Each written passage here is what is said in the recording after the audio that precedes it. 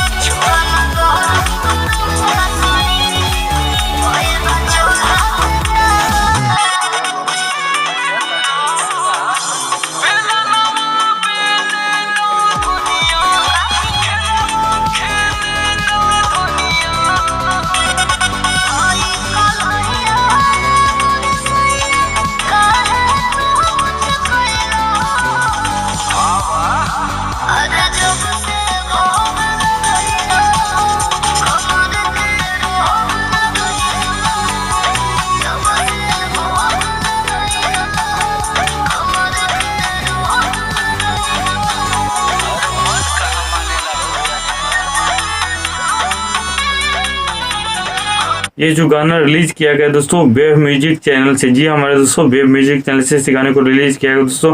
और इस गाने में जो म्यूजिक शानदार और गजब डाले उनका नाम है आर्यन शर्मा।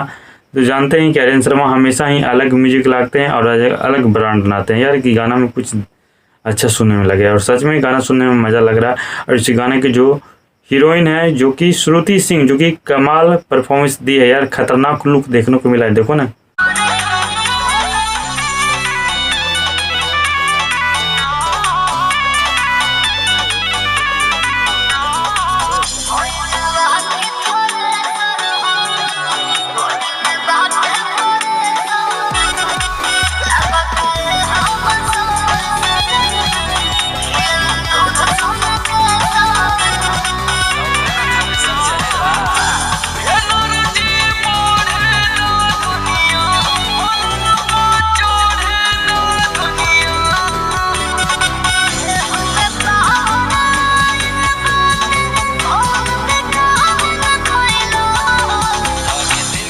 जाला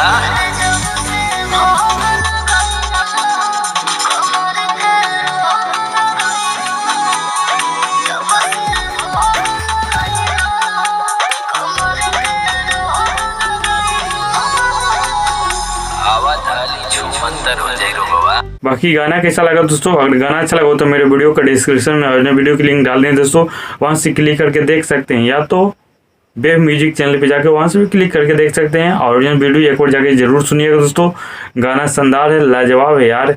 बाकी वीडियो अच्छा लगा दोस्तों तो चैनल को सब्सक्राइब कर दीजिएगा, लाइक कर दीजिएगा दोस्तों। थैंक यू सो मच दोस्त।